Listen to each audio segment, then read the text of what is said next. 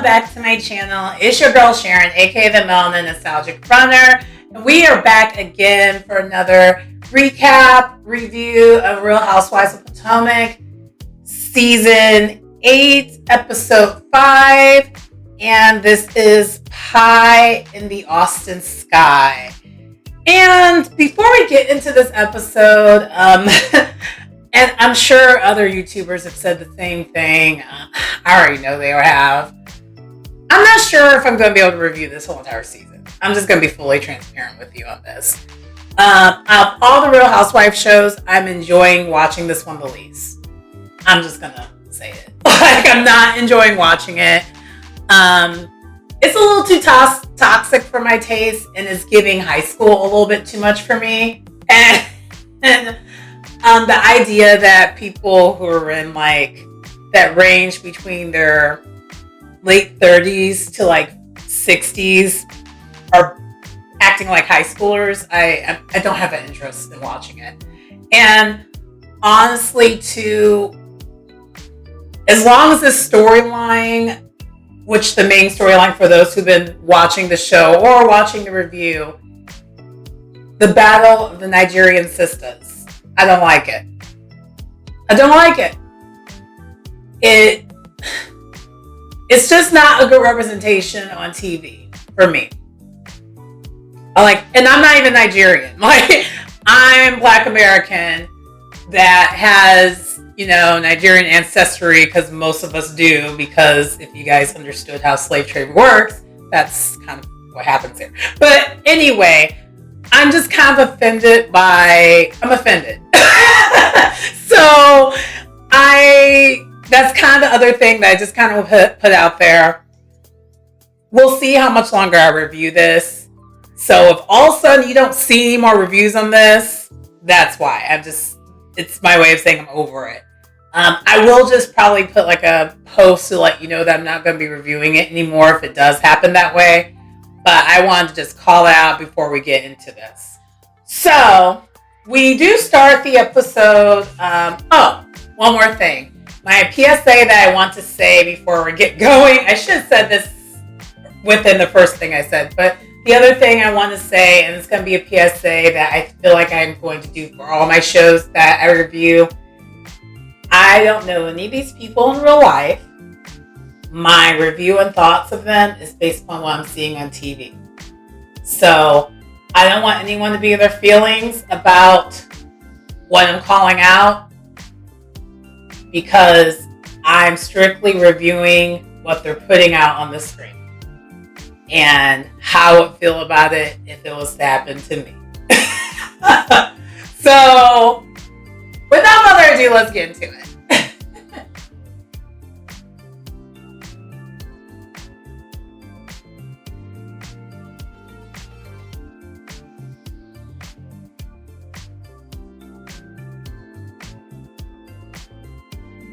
So we start with Ashley and Mia. They're meeting up at a store, shopping for their first cast trip of the season. And it's a cast trip that Ashley put together for Austin, Texas. We find out that Ashley hosted a drag show a couple months back prior to, and she fell in love with the city. So she wants to bring the other ladies there to experience it. And this is basically her attempt now to bring the ladies together. We saw Karen was not successful. And so she's hoping for the best and hoping she could bring the girls together.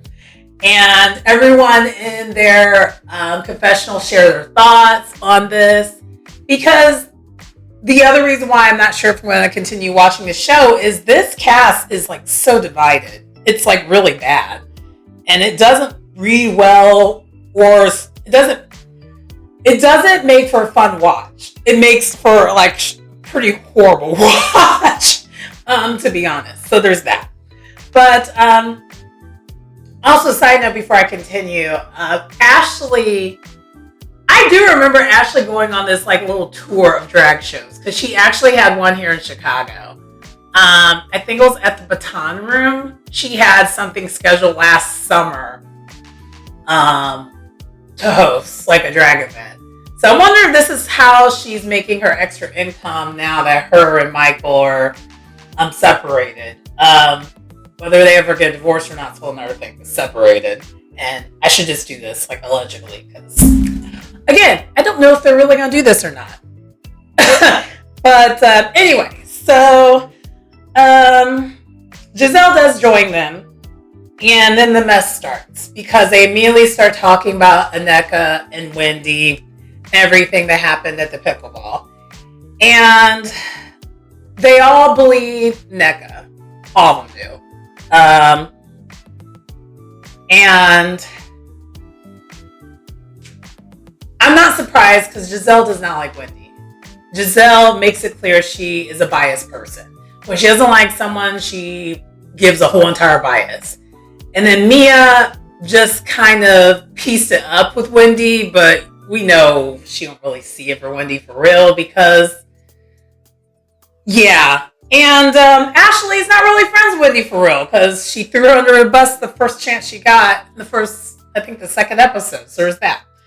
Anyway, so I'm watching this little scene, and you can tell even how I'm talking about it, I'm annoyed. Because they're not really giving Wendy any grace. It's just all like they believe Nneka. That's pretty much what's happening here. And really who's pushing this agenda? Giselle. She's pushing the whole thing, and they're just going along with it, basically.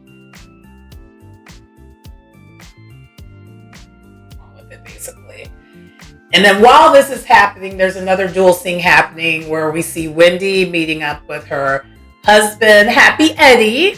And Eddie does joke. He's like, I don't know what happened that day. Like, I'm Happy Eddie. Like, I don't know why things happen that way. And so we're getting their POV of everything that happened too on their end. And they go from talking about, like, because Eddie's like, what caused all that? Because he's confused. And then the subject about Ike and the Facebook pop up. And so while this is happening, Giselle is hyped up that Ike was like all piping up about the Facebook situation. And I'm just kind of like, this is so tragic. Like, I'm sorry, but like grown people arguing about social media? Is this real life? I'm confused. So anyway, so Giselle's getting her whole life talking about it while she's, talking to the ladies about it. While on the other side, a duel scene, Eddie's like, I literally just met him. Like, this is weird. It's weird. It's weird. It's weird. And then in the confessional, the producer asked Wendy, like, hey, did Eddie unfollow him on Facebook?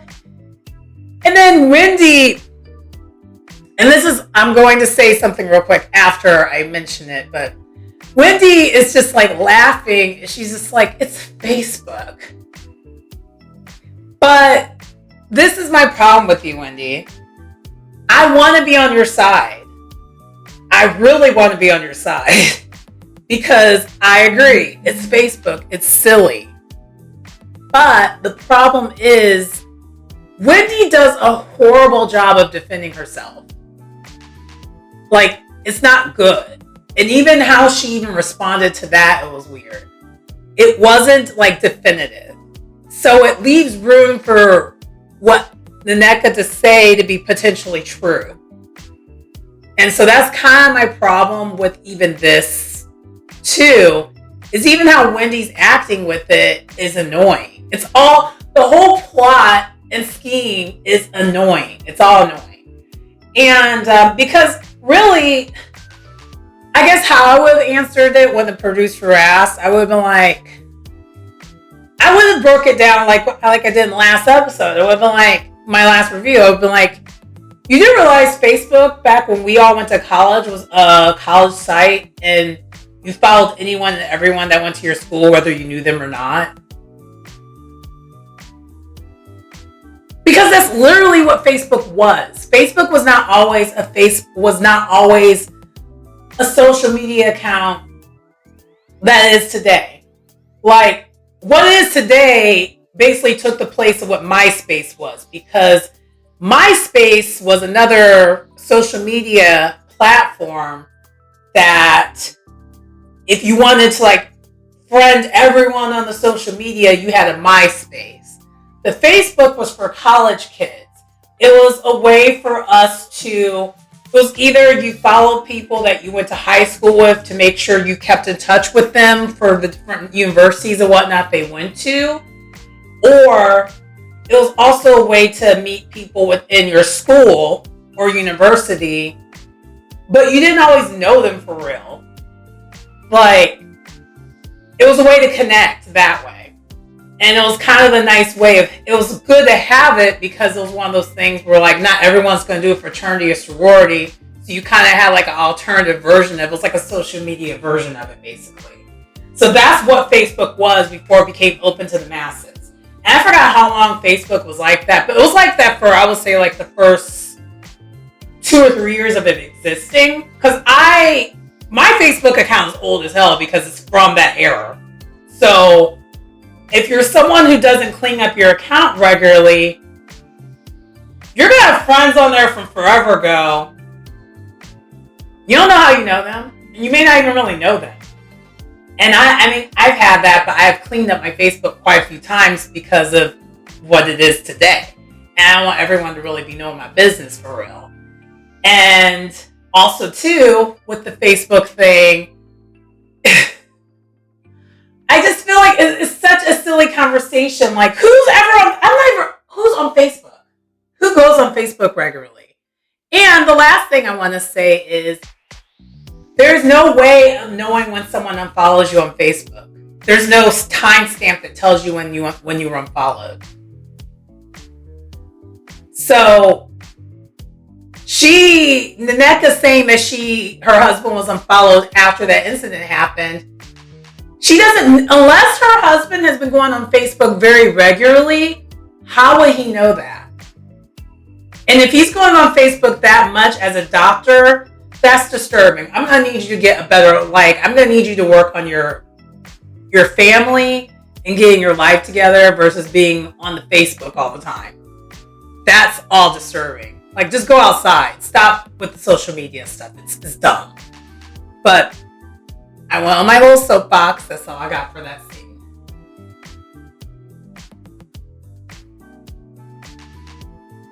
So next, we have Naneka and Ike, and they're on their way to the OBGYN to check things out, to see what's going on with, because, they're trying to have a kid, or have kids in general.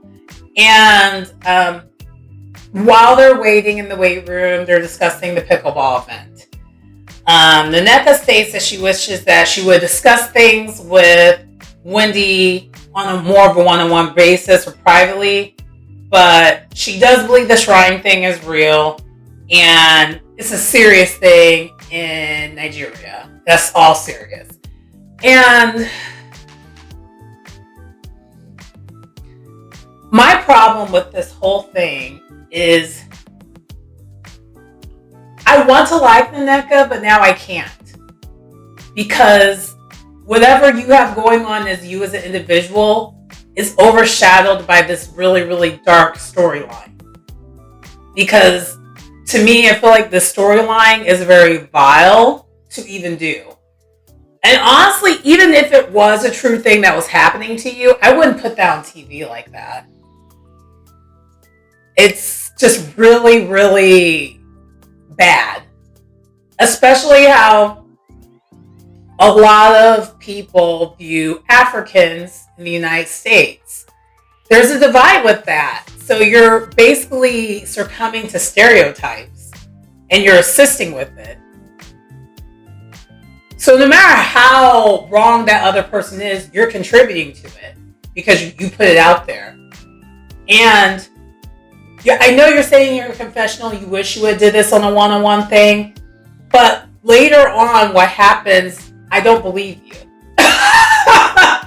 I feel like you're someone who just is looking for moments. And you keep what you say in the confessional here versus your actions, they don't align. So I kind of do have a problem with that. But like, it makes it where I don't even care about the rest of the scene because of this.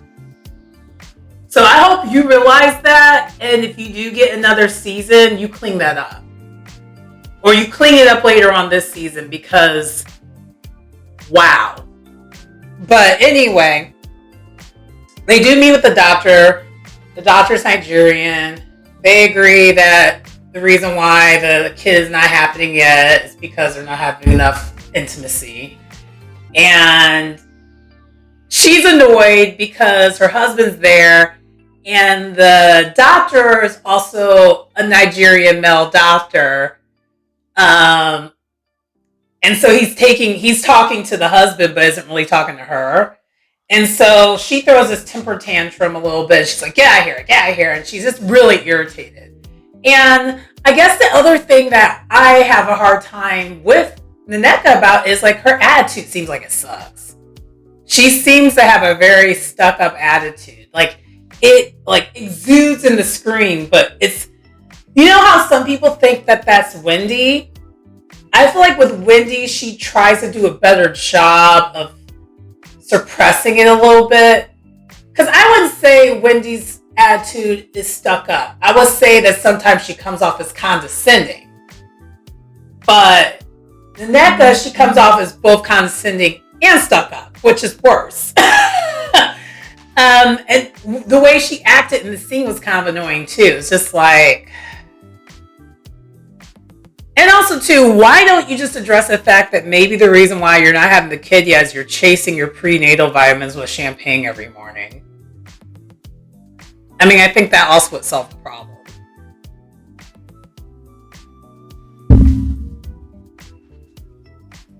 Anyway, that was pretty much what happened with this scene. Okay, so next we have Mia and Gordon meeting up for couples counseling.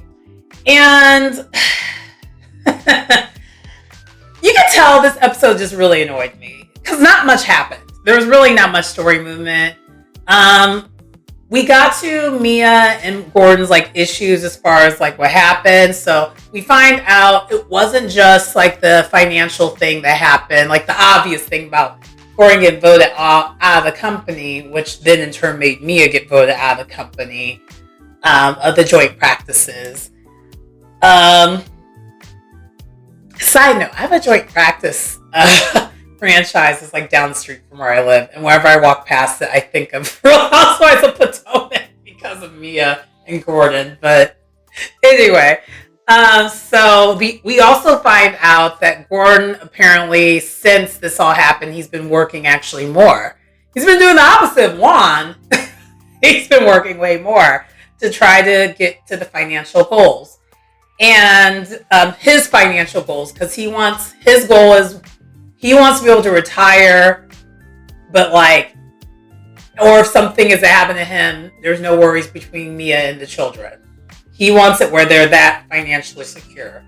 Mia is saying to the therapist that, okay, that's fine, but she doesn't really want the process of him working hard. She really wants the family more, according to her.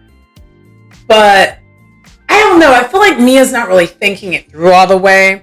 I think she wants what it was before. And now that it's not what it is now, I think that's why she's really bothered.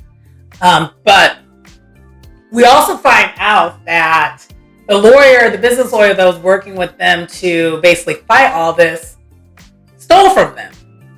And then when they hired an investigator to investigate this lawyer, he was discovered, and then shortly after he got caught, he ended up ending his life.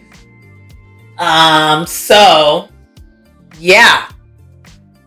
So it seems like there's just a lot of aftermath of this. So Gordon is still going more towards the business legal route of trying to handle things with his family. And Mia just really rather just there be a family and not deal with the money. Because it seems like this whole thing with the business attorney kind of made her think differently about it just a little bit. Because it just seems like, I don't know, it seems like Mia's conflicted because it seems like up until this point, she was someone who was for the money. But I don't think she likes everything that comes with being someone who's about the money. because Gordon still seems like he's on that page of like, I'm trying to get the money back. So I'm going to do things the legal way and handle things like you handle in business. And she wants him to handle it like their family.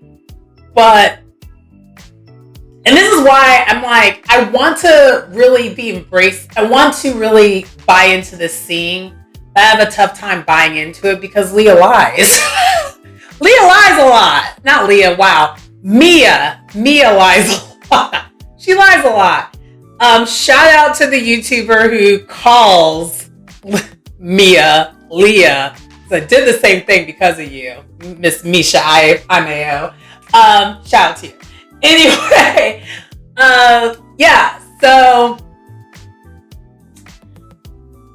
I want to buy into this thing, but I can't because it just seems like,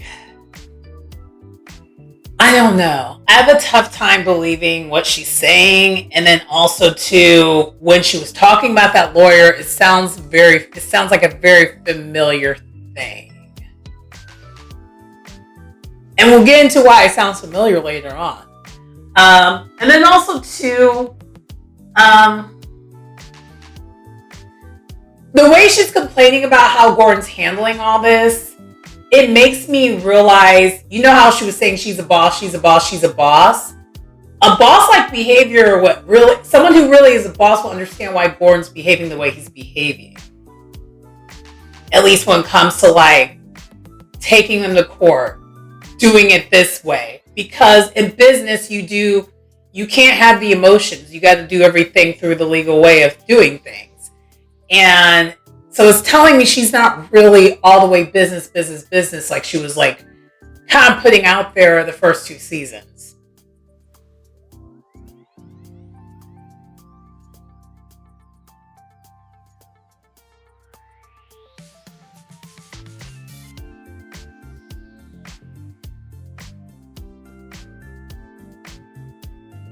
Next, we have this mini montage of Lays getting ready to go to Austin. So, like, Robin's talking to her mom about it. Ashley's getting ready, discussing the arrangement with her nanny. Giselle's talking to Grace about her babysitting the twins while she's away. And then just shows them they show some of the ladies at the airport and then all them getting to Austin. And then we see they split the cars based off their zodiac signs. According to Ashley, this is what she said. She said that since both Ashley and they basically say both Ashley. Hold on. Sorry about that. My cats were. Particularly Whisper was yelling, so I was like, hold on, let me see what's going on. Okay, so where was I? Oh, so we're talking about Ashley mentions, okay, we're splitting this up by zodiac signs, and so she said that her and Wendy are air signs, so they're most mutable. They must be the same sign, because not all air signs are mutable.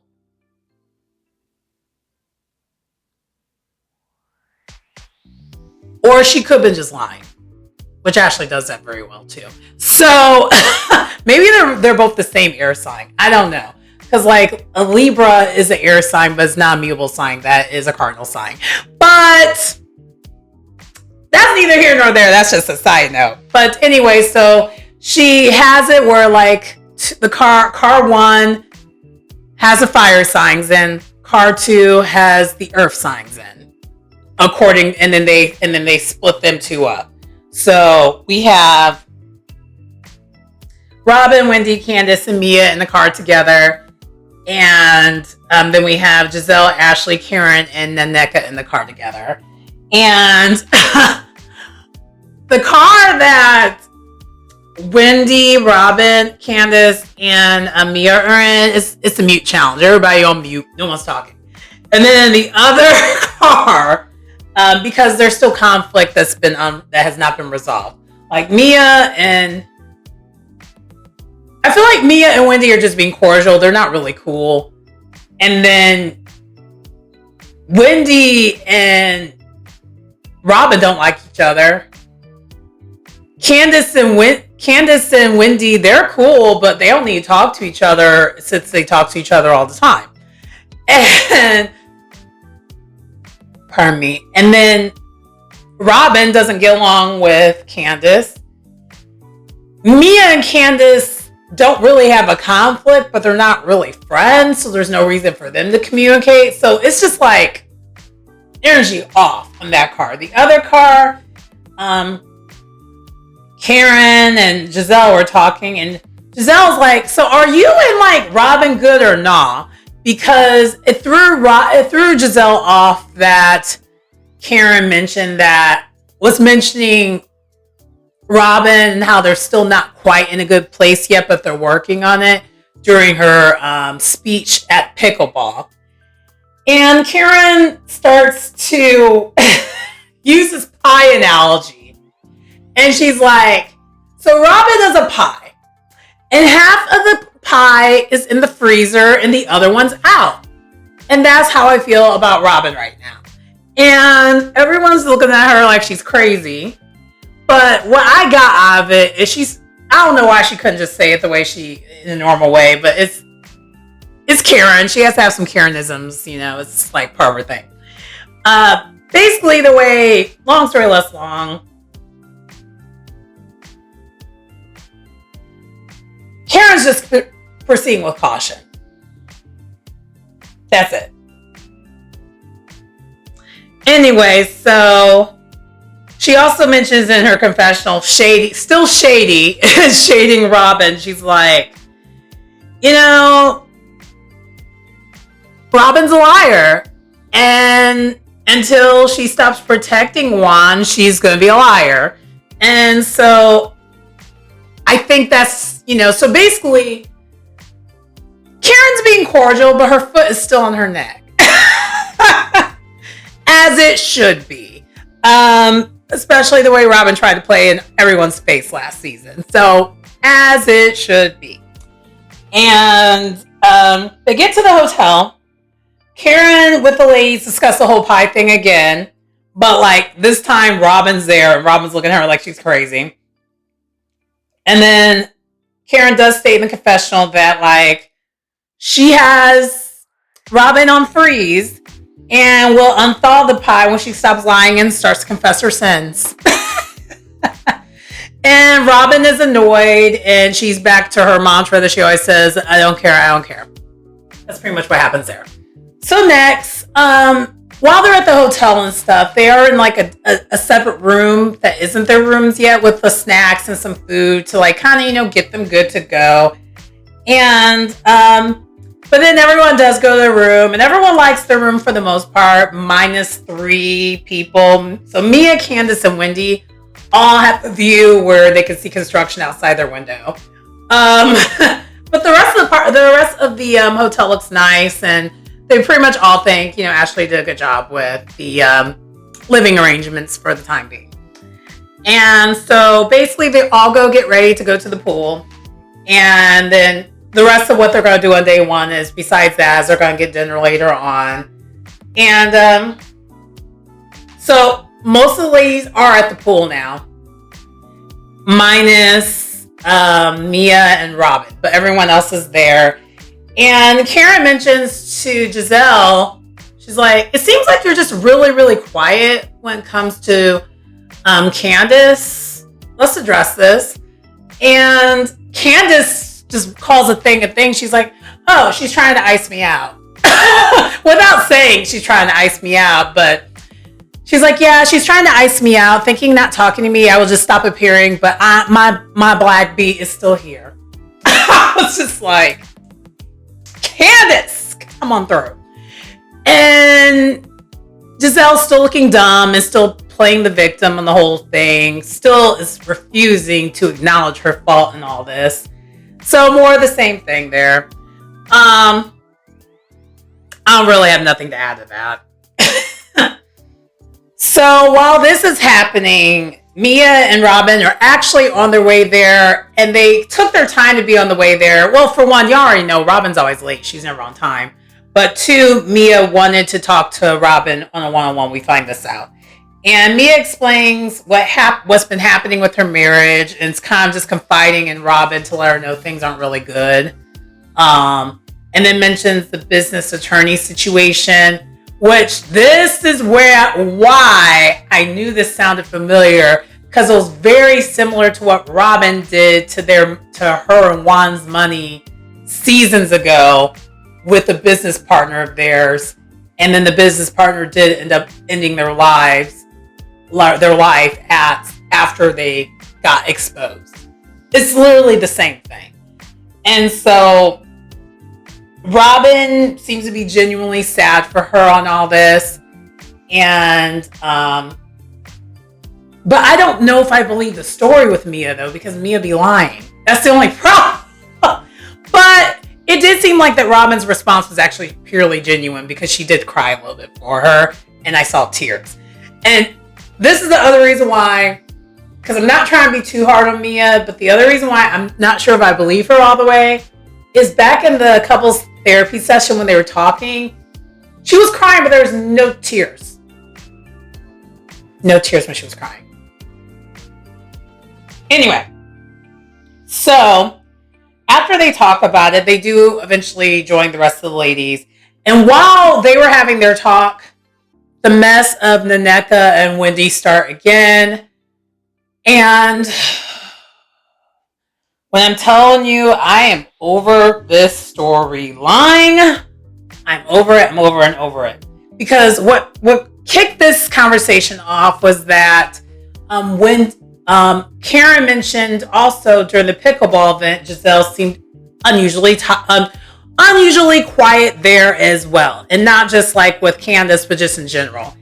And Giselle's like, well, I didn't want anything to do with the whole witchcraft talk. And that's where the party got started again. And Nneka still is not really apologizing and still basically doing the same behavior she did at pickleball, but this time, so in front of all the ladies, instead of pulling Wendy to the side to discuss his father. Which is why I did not believe Nneka's confessional, because if you had regret in how you handled it, why did you go back, you rinsed and repeat and handled it the same way again? But, so that's kind of my only thing with Nneka on that. But, Wendy, this is where you lost me towards the end of this episode. Because Nneka had receipts.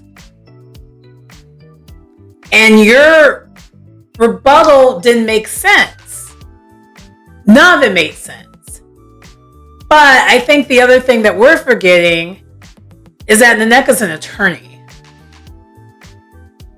No matter how, do you really want to argue with an attorney? I wouldn't want to argue with an attorney. And maybe Wendy knows that, and that's why she's just is like, I'm not even going to try this because you're an attorney. I'm not going to try to fight you. But the whole subject of them knowing each other is a thing again, but now it's reversed, and this is why I'm kind of side-eyeing Nneka too, because I'm like, y'all both seem like y'all both lying. It seems like y'all, I don't know, I just don't even know what to believe anymore, because I thought the whole premise of why you guys were arguing to begin with is whether you guys know each other. So Wendy kept saying she didn't know you, but now you're saying that you don't know her. So which one is it? But then at the very end, when they were talking about the mutual friend, Nneka's cousin-in-law, and the lack of knowing that person, Nneka pulls out a card and says, like, hey, you had, why was she at your baby's I forgot what it was. It was like a baby shower or some type of baptismal thing. It was something related to her. It was Wendy's kid's birthday. She had her there and even did a speech about her at that birthday. And then production rolls the footage, and that indeed she does that, and she was there. So now you have it where even like everyone is looking at Wendy like, what? I think you're lying, because she is. It's clear Wendy's lying, but the question is, why is she lying? There's that. And then the other thing is, when they were going back and forth, it just sounded like I stopped listening. I just tuned out. I stopped listening. It just sounded like cackling hags. Shout out to Jessel Tank from Real Housewives of New York. They sound like cackling hags. Like, I just could not. I couldn't follow anymore. No one else could either. Because everyone was confused. And everyone in the confessional was talking about how they were confused. No matter whose side you were on, everyone was left confused. No one knew or was following what they were talking about. But in all honesty, I'm hoping this is one of the last episodes I have to talk about this stupid thing, because it's all dumb. Because the shrine thing, offensive. And do I know you? Do I not know you? It's stupid. It's all dumb. Just throw it all in the garbage. Okay, just throw it all in the garbage. But anyway, that does conclude this episode of Real Housewives of Potomac. And I'm going to try my best to continue to review it. And I think I did mention in the beginning, I wasn't sure if I was going to continue to watch it. I am probably going to continue to watch it, but I'm not sure if I'm going to continue to review it. Because it's just, if you look at my other Real Housewives shows I review, it's 9 day. 9 day. And I hate them feeling that way, because this is the all black cast. I want to love this one more than all the others, and I'm not loving it. So, but anyway, please like, comment, subscribe to the channel if you get anything out of the content. It's your girl Sharon, aka the Melanin Nostalgic Runner, and I will see you next time. Bye.